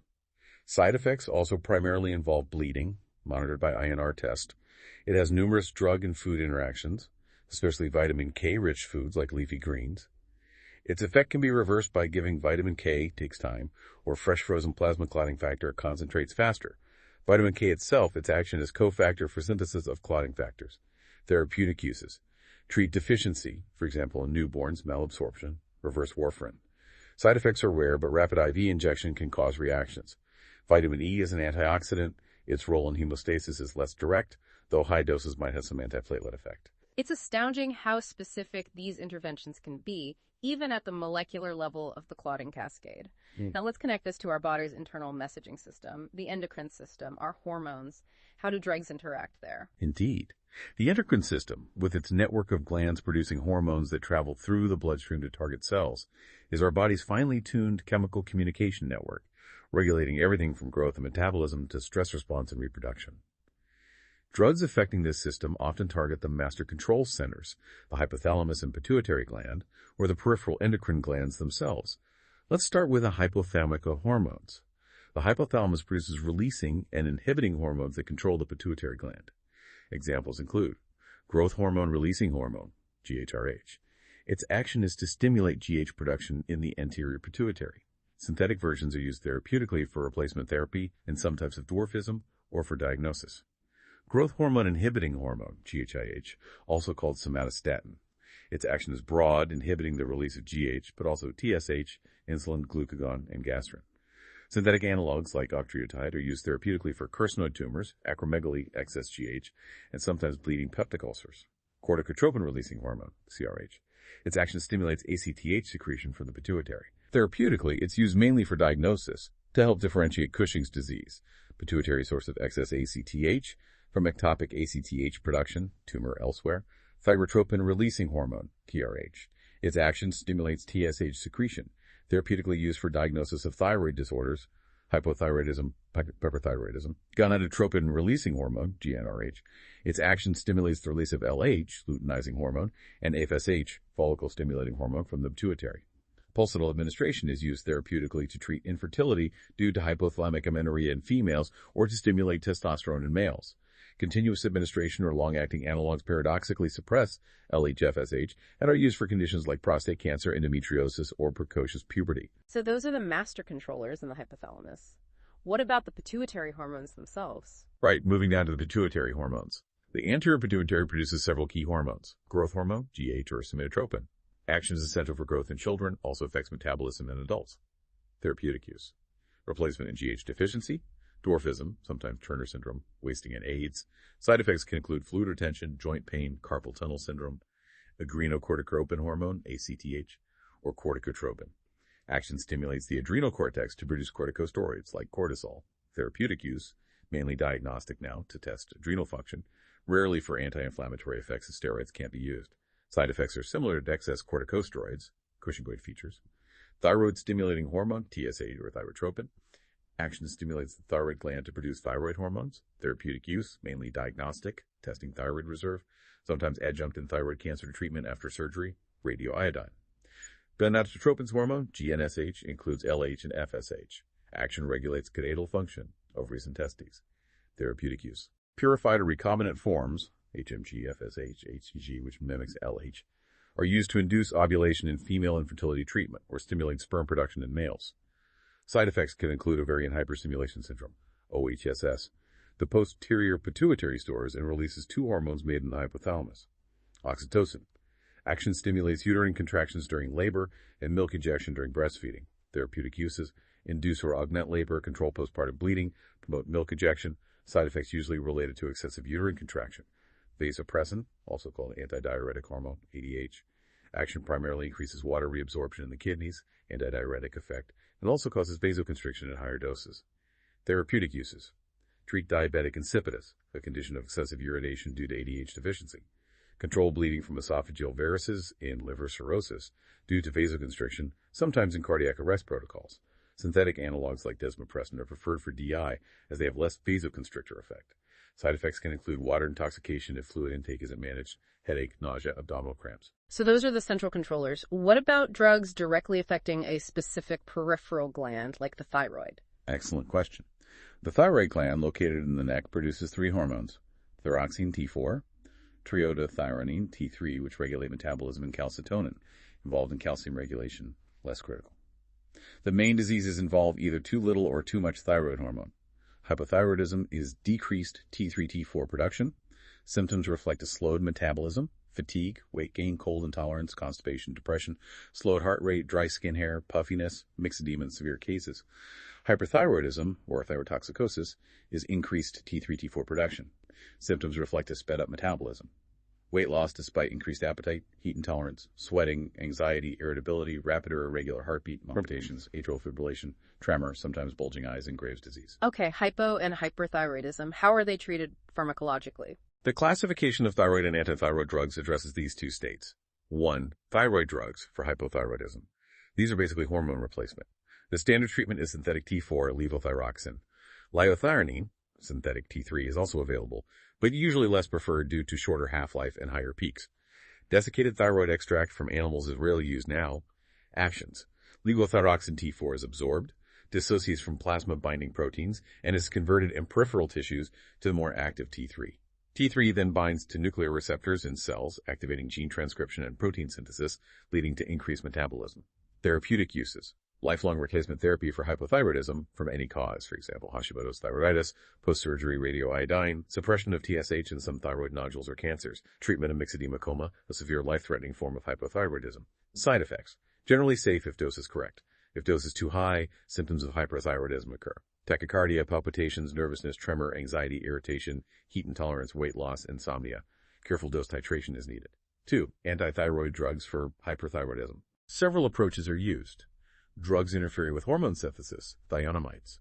These drugs, methimazole, carbimazole, which converts to methimazole, pulpilthiaryl PTU, inhibit the enzyme thyroid peroxidase, blocking the incorporation of iodine into tyrosine residues and the coupling of iodotyrosenes to form T4 and T3. Action takes several weeks as existing hormone stores are depleted. Therapeutic uses. Primary treatment for Graves' disease, autoimmune hyperthyroidism, preparation for surgery or radioiodine therapy. Side effects, skin rash, joint pain, nausea, liver toxicity, or risk with PTU, and rarely a granulocytosis, a dangerous drop in white blood cells, requires immediate stopping of the drug. Drugs preventing hormone release, iodides. High concentrations of iodide, e.g. Lugol solution, potassium iodide, paradoxically inhibit the release of T4 and T3 from the thyroid gland, Wolff-Chaikoff effect, and also decrease its vascularity. Action is rapid but often temporary. Escape phenomenon. Therapeutic uses, short-term preparation for thyroid surgery, treatment of thyroid storm, severe acute hyperthyroidism. Side effects. Rash, salivary gland swelling, metallic taste. Radiation therapy by radioactive iodine, I-131. This is often the definitive treatment for Graves' disease or toxic nodules. I-131 is taken orally, selectively concentrated in the thyroid gland, and emits beta radiation that destroys thyroid follicular cells over weeks to months. Action. Destruction of thyroid tissue. Therapeutic uses. Hyperthyroidism, sometimes thyroid cancer ablation. Side effect. Usually results in permanent hypothyroidism requiring a lifelong levothyroxine replacement. Contraindicated in pregnancy breastfeeding. Other treatments, adjunctive. Beta blockers, like propranolol, are crucial for rapidly controlling symptoms of hyperthyroidism, like tachycardia, tremor, anxiety, while waiting for antithyroid drugs, or I-131, to work. They don't affect hormone levels themselves. Calcium channel blockers might be used if beta blockers are contraindicated. Corticosteroids can be used in severe cases or thyroid storm. NSAIDs for thyroiditis pain. Somatostatin analogs might inhibit TSH in rare pituitary causes. Wow, that's a lot on the endocrine system, too. It really is incredible how specific these drugs can be, affecting everything from how we breathe to hormone levels to even very intimate aspects of our health like reproduction. Let's broaden our scope even further now, showing how pharmacology touches nearly every aspect of health. Absolutely. The reach of pharmacology is vast. Let's start with drugs affecting the respiratory system, moving beyond the basic autonomic effects we discussed earlier. A major area here is anti-asthmatic drugs. First, what is asthma? It's a chronic inflammatory disorder of the airways characterized by paroxysmal, sudden onset, and reversible bronchospasm, narrowing of the airways, inflammation, and hyperresponsiveness of the tracheobronchial smooth muscle to various stimuli. There are different types of triggers. Intrinsic asthma might be triggered by non-allergic factors like respiratory infections, exercise, aspirin or other NSAIDs, air pollution, cold air, or even psychological stress. Extrinsic asthma, allergic asthma, is triggered by exposure to specific allergens like dust mites, pollens, animal dander, molds. Both involve underlying airway inflammation and hyperresponsiveness, leading to pathological effects like smooth muscle contraction, mucus hypersecretion, and edema of the airway wall. And the symptoms. The classic symptoms are recurrent episodes of cough, especially at night, shortness of breath, dyspnea, wheezing, a whistling sound during breathing, and chest tightness. Severity can range from mild and intermittent to severe and persistent. So how do the drugs help manage asthma? The classification of anti-asthmatic drugs generally falls into two main categories based on their primary action. 1. Bronchodilators, relievers. These provide rapid relief of bronchospasm and symptoms by relaxing the smooth muscle around the airways, effectively widening them. Beta-2 adrenergic agonists. These are the most effective bronchodilators. They stimulate beta-2 receptors on airway smooth muscle.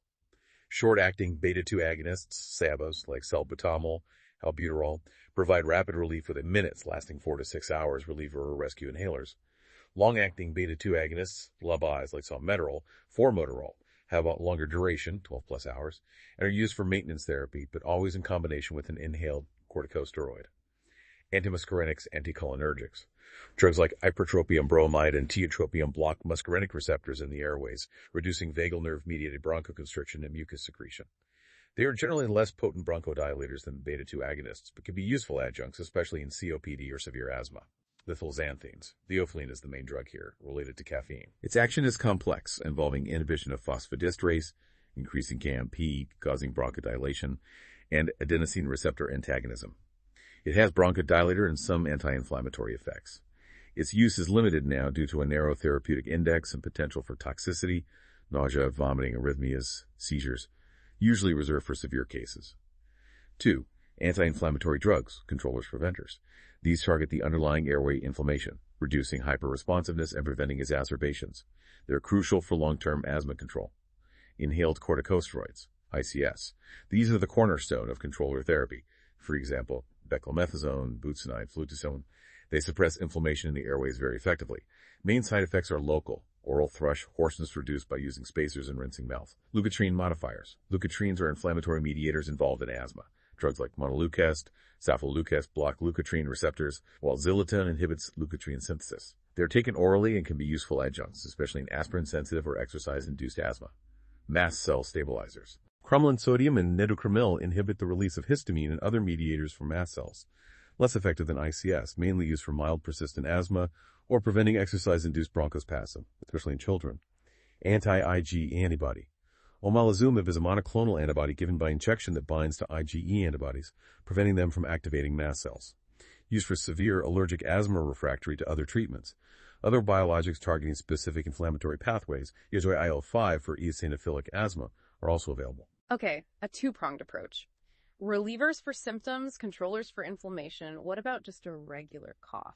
Right, antidepressant drugs for cough. First, it's important to remember that cough is often a protective reflex to clear airways, or it can be a symptom of irritation or underlying disease. We need to consider the type of cough. Productive cough is one that produces sputum or mucus. Generally, you don't want to suppress this type of cough completely, as it helps clear secretions. Dry and productive cough is one without significant mucus, often due to local irritation in the throat or airways. So the drugs differ. Drugs for productive cough. Expectorants. These are claimed to increase the volume and reduce the viscosity of respiratory secretions, making them easier to cough up. Examples include guaifenesin, common in OTC remedies, and ammonium chloride. Their action and effectiveness are somewhat debated. Staying well hydrated is often just as helpful. Mucolytics. These drugs break down the structure of mucus, making it less viscous and easier to clear. Examples include acetylcysteine, also used as antidote for paracetamol overdose, and bromhexine. Their action is to break disulfide bonds in mucoproteins. Therapeutic uses include conditions with thick, tenacious mucus like cystic fibrosis or chronic bronchitis. Drugs for unproductive cough, cough suppressants. These act centrally on the cough center, in the brainstem, or peripherally. Opioids like codeine and hydrocodone are effective suppressants, but have potential for sedation, constipation, and abuse. Dextromethorphan is a related non-analgesic opioid derivative, common in OTC remedies, generally safer, but can be abused at high doses. Noscapine is another opium alkaloid used as a suppressant. Their action is primarily central suppression of the cough reflex. Therapeutic uses, symptomatic relief of troublesome dry cough. Non-opioid suppressants include drugs like benzonatate, acts peripherally, or certain antihistamines, like diphenhydramine, which suppress cough partly through sedation and anticholinergic effects. Makes sense to treat different coughs differently. What about allergies affecting the nose, like hay fever? Yes. Drugs for allergic rhinitis. Rhinitis is simply inflammation of the nasal mucous membrane. Allergic rhinitis is specifically caused by an IgE-mediated reaction to inhaled allergens, like pollen dust mites. Symptoms typically include sneezing, nasal itching, rhinorrhea, runny nose, usually clear discharge, and nasal congestion, stuffiness, often accompanied by itchy, watery eyes. The drug classification for managing allergic rhinitis includes several approaches. Antihistamines. These block H1 histamine receptors, reducing sneezing, itching, and rhinorrhea. Older, first-generation antihistamines, like diphenhydramine, chlorpheniramine, cross the blood-brain barrier easily and cause sedation. Newer second-generation ones, like loratadine, cetirizine, fexofenadine, are less sedating and generally preferred. Available as oral tablets or nasal sprays. Intranasal corticosteroids. These, e.g. fluticasone, budesonide, myrmidazole nasal sprays, are the most effective treatment for controlling all symptoms, especially nasal congestion, by reducing inflammation. They are used regularly for prevention and control. Decongestants. Alpha-adrenergic agonists, like pseudoephedrine orally or oxymetazoline phenylephrine as nasal sprays, cause vasoconstriction in the nasal mucosa, reducing swelling and relieving congestion. Oral agents can increase blood pressure heart rate. Nasal sprays provide rapid relief but should only be used for a few days due to risk of rebound congestion. Rhinitis medicamentosa. Mast cell stabilizers. Cromolyn sodium nasal spray can prevent symptoms if used before allergen exposure but is less effective than corticosteroids or antihistamines. Intranasal anticholinergics. Ipratropium nasal spray can help specifically with severe rhinorrhea by blocking muscarinic receptors. Leukotriene modifiers. Montelukast oral can be an alternative or add-on, particularly if asthma coexists. Anti-EG therapy. Omalizumab might be considered in very severe refractory allergic rhinitis similar to its use in asthma. Allergen immunotherapy, allergy shots, or sublingual tablets is another approach to desensitize the patient over time. It sounds like quite an orchestra of drug actions just for breathing, coughs, and allergies. Now, what about issues deeper down in the digestive system? Ulcers, gastritis. The gastrointestinal tract, GIT, is definitely another major area where pharmacology plays a huge role, particularly in managing acid-related disorders, like peptic ulcer and gastritis. A peptic ulcer is essentially an open sore or erosion in the lining mucous membrane of the stomach, gastric ulcer, or the first part of the small intestine, the duodenal ulcer. It results from an imbalance between aggressive factors like stomach acid, pepsin enzyme, and infection with the bacterium Helicobacter pylori, and protective factors like the mucus layer, bicarbonate secretion, blood flow. Other causes or contributing factors include chronic use of NSAIDs like aspirin, ibuprofen, genetics, smoking, and stress. The main symptom is often a burning or gnawing pain in the epigastric area, upper abdomen, which might be related to meals, some people worse after eating for gastric ulcer, relieved by eating for duodenal ulcer. Nausea, vomiting, bloating, and sometimes complications like bleeding or perforation can occur. Gastritis is a more general term for inflammation of the gastric mucosa, stomach lining. It can be acute or chronic and caused by similar factors as ulcers, H. pylori, NSAIDs, alcohol, stress. Symptoms can overlap with ulcers, including pain, nausea, vomiting, and loss of appetite. So how do drugs target these conditions? Reducing acid seems key. Exactly. Reducing stomach acid is a primary goal. The classification of drugs used includes 1. Antibiotics for H. pylori eradication. Since H. pylori infection is a major cause of ulcers and gastritis, eradicating it is crucial for healing and preventing recurrence. This typically involves combination therapy with 2 or 3 antibiotics like clarithromycin, amoxicillin, metronidazole, plus an acid-suppressing drug, usually a PPI, for 1 to 2 weeks. 2. Proton pump inhibitors, PPIs. These are the most potent acid-suppressing drugs available, e.g. omeprazole, lansoprazole, pantoprazole, esomeprazole. Their action is to irreversibly block the H plus K plus AT-base enzyme system, the proton pump, in gastroparietal cells, which is the final step in acid secretion.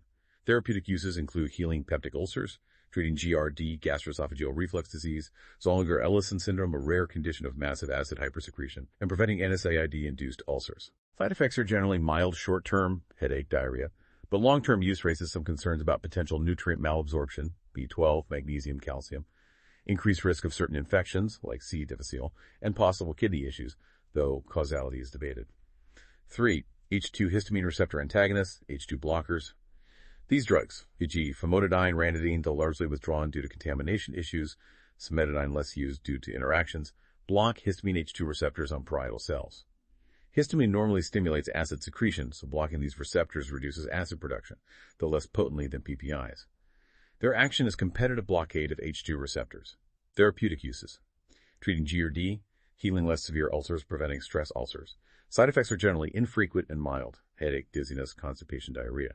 Cimetidine has more interactions and can cause hormonal effects like gynecomastia. 4. Antacids. These are weak bases that directly neutralize existing stomach acid, providing rapid but temporary symptom relief. Examples include salts of aluminum hydroxide, can cause constipation. Magnesium hydroxide can cause diarrhea, often combined with aluminum. Calcium carbonate can cause constipation, acid rebound, and sodium bicarbonate, systemic absorption risk. Their action is simple chemical neutralization. Therapeutic use is symptomatic relief of heartburn, indigestion. Side effects are mainly related to their cation content and effects on bowel movements. They can also interfere with the absorption of other drugs. 5. Mucosal protective agents. These drugs help protect the stomach lining without significantly reducing acid. Examples include sucralfate, forms a protective barrier over ulcer craters, and bismuth colloidal preparations, like bismuth subsalicylate, also has some anti-H. pylori activity and antidiarrheal effects. 6. Prostaglandin derivatives. Misoprostol is a synthetic analog of prostaglandin E1. Prostaglandins normally help protect the stomach lining. Misoprostol enhances mucus and bicarbonate secretion and reduces acid. Its main therapeutic use is preventing NSAID-induced gastric ulcers. Side effects include diarrhea and abdominal cramps. Importantly, it can stimulate uterine contractions and is contraindicated in pregnancy, can induce abortion. Other agents sometimes used include somatostatin derivatives, like octreotide for bleeding ulcers, and M3 receptor antagonists, less common now for acid suppression. A lot of ways to tackle excess acid and protect the stomach lining. What about the other end of the spectrum, like dehydration, often caused by things like diarrhea? Yes, drugs for dehydration. Dehydration is simply the loss of body fluid and electrolytes, like sodium potassium chloride, exceeding intake. It can result from excessive sweating, vomiting, burns, inadequate fluid intake, or very commonly severe diarrhea. Management depends on severity. The classification is based on administration route. Oral rehydration solutions, ORS. These are specially formulated solutions containing glucose and electrolytes, sodium, potassium, chloride, citrate carbonate, designed for optimal absorption in the gut, even during diarrhea. Glucose helps facilitate sodium and water absorption. Commercial ORS packets, mixed with clean water, are ideal. Homemade versions using sugar, salt, and boiled water can be used if commercial ORS isn't available. Other fluids like clear broths, diluted fruit juices, or lemon tea can also contribute. Therapeutic uses. Prevent and treat mild to moderate dehydration, especially due to diarrhea, from cholera rotavirus. It's a cornerstone of managing diarrheal illness globally. Intravenous administration solutions. For severe dehydration, or when oral intake isn't possible, for example due to persistent vomiting, shock, IV fluids are necessary for rapid repletion. Common solutions include normal saline, 0.9% sodium chloride. Ringer's lactate contains sodium, potassium, calcium, chloride, and lactate, which buffers acid, and glucose solutions, like 5% dextrose and water, often combined with saline. The choice depends on the specific fluid and electrolyte deficits. Therapeutic uses. Treat severe dehydration, maintain hydration when oral intake is impossible, replace fluid losses during surgery, correct electrolyte imbalances. ORS sounds incredibly important, especially globally. Now, what about treating the diarrhea itself? Right, antidiarrheal drugs. First, remember, diarrhea is defined as an increased frequency, fluidity, and volume of stool, often due to increased intestinal motility, movement, or decreased fluid absorption or increased secretion. It's often a symptom of infection, viral, bacterial, parasitic, or other underlying conditions. Treating the underlying cause is ideal, but symptomatic treatment can provide relief. The classification of antidiarrheal drugs includes antimotility drugs, opioid derivatives. These slow down intestinal transit time, allowing more time for water and electrolyte absorption. Examples include loperamide, available OTC, peripherally with low abuse potential, and diphenoxylate, prescription usually combined with a small amount of atropine to deter abuse. Their action is primarily via opioid receptors in the gut wall, reducing propulsive contractions. Side effects can include constipation, abdominal cramps, dizziness, drowsiness, especially diphenoxylate. They should generally be avoided if invasive bacterial diarrhea, for example, Shigella, Salmonella, C. difficile, is suspected, as slowing transit might worsen the infection. Adsorbents drugs. These are thought to work by absorbing intestinal toxins or microorganisms and/or coating the intestinal lining. Examples include kaolin, a type of clay, and pectin from fruit, often combined. Bismuth subsalicylate also has adsorbent and anti-secretory properties. Their action is largely physical absorption. Their efficacy is often considered modest. Drugs affecting fluid and electrolyte transport. Some drugs reduce intestinal secretion. Bismuth subsalicylate, peptobismol, has anti-secretory, anti-inflammatory, and antimicrobial effects. Salicylates like aspirin and NSAIDs like indomethacin can inhibit prostaglandin synthesis, which might reduce secretion in some types of diarrhea, though not typically used for this. Octreotide, somatostatin analog, can reduce secretion in certain types of severe secretory diarrhea, e.g. from neuroendocrine tumors. Therapeutic uses. Symptomatic relief of non-infectious diarrhea, traveler's diarrhea, gout. Okay, moving on slightly. What about gallstones? Can drugs help there? Sometimes, yes, for certain types. Drugs affecting gallstones are primarily bile acids themselves. The most common gallstones are cholesterol stones, formed when bile becomes supersaturated with cholesterol. Drugs like chenodeoxycholic acid, CDCA, and ursodeoxycholic acid, UDCA, or sodiol, are naturally occurring bile acids that can be given orally. Their action is to decrease cholesterol synthesis and secretion into bile and gradually dissolve cholesterol-rich gallstones over months or years. Their therapeutic uses are limited to patients with small, non-calcified cholesterol gallstones who are poor candidates for surgery, cholecystectomy. UDCA is generally preferred as it causes less diarrhea and liver issues than CDCA. They are not effective for pigment stones made of bilirubin. Interesting. Okay, from the gut to, as you mentioned, more intimate aspects of health, let's talk about drugs affecting erectile dysfunction. Right. Drugs affecting erectile dysfunction, ED. First, an introduction. ED, sometimes called impotence, is the persistent inability to achieve and never attain a penile erection firm enough for satisfactory sexual intercourse. It's a common condition, increasing with age and often associated with underlying health issues like diabetes, cardiovascular disease, neurological disorders, or psychological factors.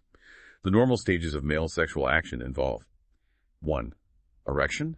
Parasympathetic nerve stimulation leads to release of nitric oxide, relaxation of smooth muscle and penile arteries, and corpora cavernosa, increased blood inflow, compression of veins trapping blood. 2. Lubrication. 3. Emission ejaculation, sympathetic control. 4. Male orgasm. Erectile dysfunction is primarily a failure of the first stage, achieving or maintaining that penile erection. Reasons can be varied. Neurogenic, nerve damage from surgery, diabetes, spinal cord injury. Psychogenic, anxiety, depression, relationship issues. Endocrine, low testosterone, thyroid problems. Vascular, arterial insufficiency, venous leak, very common, related to atherosclerosis, hypertension, smoking, or drug-induced. Many medications can contribute. Organic causes, vascular, neurogenic, are more common than purely psychogenic ones, especially in older men. So how do the main ED drugs work? The most common and effective oral drugs belong to the class phosphodiesterase type 5, PDE5 inhibitors. Examples include sildenafil, Viagra, tadalafil, Cialis, vardenafil, Levitra, and avanafil, Stendra. Their action relies on the natural pathway initiated by sexual stimulation. Stimulation triggers the release of nitric oxide, NO, from nerve endings and endothelial cells in the penis. NO activates an enzyme, guanylyl cyclase, to produce cyclic GMP, cGMP. cGMP is the key messenger that causes relaxation of the smooth muscle in the penile arteries and the corpora cavernosa, the spongy erectile tissue. This relaxation allows greatly increased blood flow into the penis, and the expanding corpora compress the veins, stopping blood outflow. This combination leads to erection. PDE5 is the enzyme that normally breaks down cGMP, ending the erection. PDE5 inhibitors block this enzyme, preventing the breakdown of cGMP. This means that with sexual stimulation, cGMP levels remain higher for longer, facilitating and maintaining the erection. Importantly, these drugs do not cause an erection without sexual stimulation. They enhance the natural response. Another option is alprostadil, which is a synthetic version of prostaglandin E1. It can be injected directly into the corpora cavernosa, intracavernosal injection, or inserted as a small pellet into the urethra, intraurethral suppository. It directly causes smooth muscle relaxation and vasodilation, inducing an erection without needing the NO pathway. Therapeutic uses. Treatment of erectile dysfunction from various causes. Tadalafil is also approved for benign prostatic hyperplasia, BPH symptoms. Sildenafil and tadalafil are also used in different formulations doses to treat pulmonary arterial hypertension. Side effects of PDE5 inhibitors are generally related to vasodilation elsewhere. Headache, flushing, facial redness, dyspepsia, indigestion, nasal congestion. Sildenafil and vardenafil can sometimes cause temporary color vision disturbances, bluish tinge, due to weak inhibition of PDE6 in the retina. Tadalafil has a longer duration of action, the weekend pill, and may cause back pain or muscle aches more often. There is a potential risk of myocardial infarction, heart attack, or serious cardiovascular events, particularly in men with pre-existing heart disease, especially if taken concurrently with nitrates, like nitroglycerin for angina. This combination is absolutely contraindicated, as it can cause severe, life-threatening hypotension. Alprostadil's main side effect is penile pain.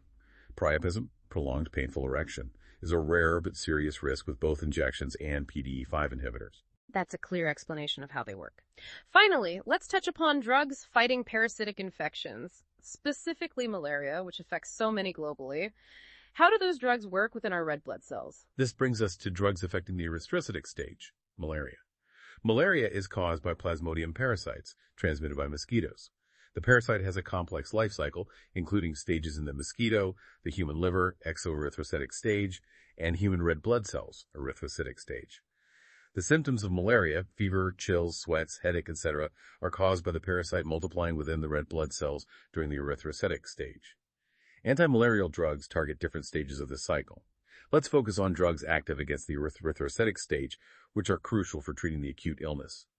Chloroquine was historically the mainstay drug for treating and preventing most types of malaria. Its mechanism of action within the red blood cell is complex, but involves interfering with the parasite's ability to detoxify heme, a byproduct of digesting the host's hemoglobin. The parasite normally polymerizes toxic heme into non-toxic hemosone pigment. Chloroquine is thought to accumulate in the parasite's food vacuole and inhibit this polymerization process, leading to a buildup of toxic heme that kills the parasite, schizonts and myrizotes. It might also inhibit parasite deRNA synthesis. It effectively suppresses malaria symptoms by destroying these blood-stage parasites. Therapeutic uses. Treatment of malaria caused by chloroquine-sensitive Plasmodium species, P. vavax, P. ovale, P. malaria, and formerly P. falciparum, used for prophylaxis prevention in areas without chloroquine-resistant P. falciparum. Interestingly, it also has anti-inflammatory effects. It is used sometimes in treating rheumatoid arthritis, systemic lupus erythematosus, SLE, and certain types of amoebic liver abscess. Side effects. Generally well tolerated at prophylactic doses. At treatment doses can cause GIT issues, nausea, vomiting, abdominal pain, headache, dizziness, blurred vision. Hypersensitivity reactions, itching, rash can occur. With long-term high doses, for example, rheumatologic disease, irreversible eye damage, retinopathy, is a major concern, requiring regular eye exams. Can precipitate hemolytic anemia in individuals with glucose 6-phosphate dehydrogenase, G6PD deficiency. CVS issues, hypotension, ECG changes, and CNS issues, confusion seizures, are rare but possible, especially with overdoses. Unfortunately, resistance of P. falciparum, the most dangerous species, to chloroquine, is now widespread in many parts of the world. So if chloroquine doesn't work due to resistance, what else is used? For chloroquine-resistant P. falciparum, other drugs are essential. Quinine is one of the oldest antimalarials derived from cinchona bark. It also acts on the erythrocytic stage, likely interfering with heme polymerization similar to chloroquine. Therapeutic uses. Treatment of severe P. falciparum malaria, often given intravenously initially, and uncomplicated P. falciparum resistant to chloroquine, usually orally, often combined with another drug like doxycycline or clindamycin. Side effects can include a complex called synchonism, tinnitus from ears, headache, nausea, visual disturbance, dizziness, hypoglycemia, low blood sugar, cardiac arrhythmias, and hypersensitivity reactions. Blackwater fever, severe hemolysis with kidney failure, is a rare but serious complication. Artemisinin derivatives, like artesunate, artemether, are now the first-line treatment for P. falciparum malaria worldwide, usually given in combination therapy. ACTs, artemisinin-based combination therapy, example artemether-lumefantrine, artesunate morichwe. They act very rapidly against the blood stages, clearing parasites quickly. Their mechanism involves generating free radicals that damage parasite proteins. Other drugs like mefloquine, edovaquonipoguanil, are also used for treatment and prophylaxis depending on resistant patterns. What about drugs targeting other stages, like in the liver or the transmissible forms? Yes, those are important too, especially for prevention and radical cure, eliminating dormant liver stages. Primaquine is the main drug active against the dormant liver stages, hypnozoites, of P. vavax and P. ovale, which can cause relapses weeks or months later. Its mechanism of action likely involves generating reactive oxygen species that interfere with parasite mitochondria. It also destroys gametocytes, the sexual stage, in the blood, reducing transmission to mosquitoes. Therapeutic uses. Radical cure of P. vivax-ovale malaria, given after treating the blood stage infection, and terminal prophylaxis after leaving an endemic area. Its major side effect is causing potentially severe hemolytic anemia in individuals with G6PD deficiency, so testing for this deficiency is essential before use.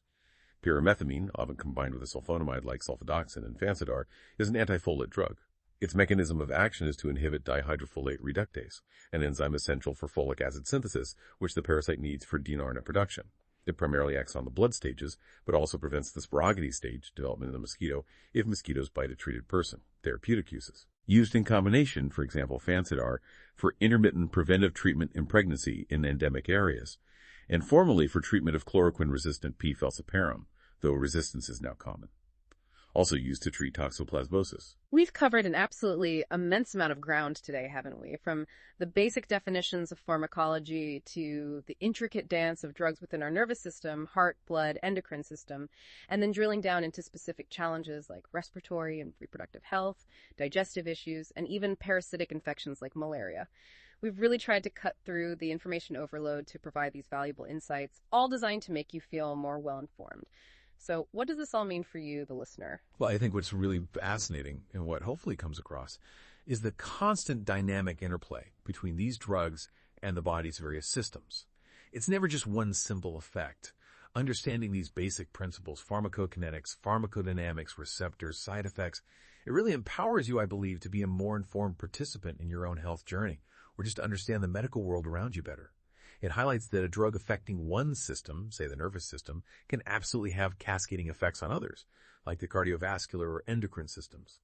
It encourages, I think, a more holistic view of health, recognizing the incredible interconnectedness of all these processes that we've discussed today. Absolutely. And given the immense complexity and interconnectedness we've explored today, perhaps a final thought to leave you with is this.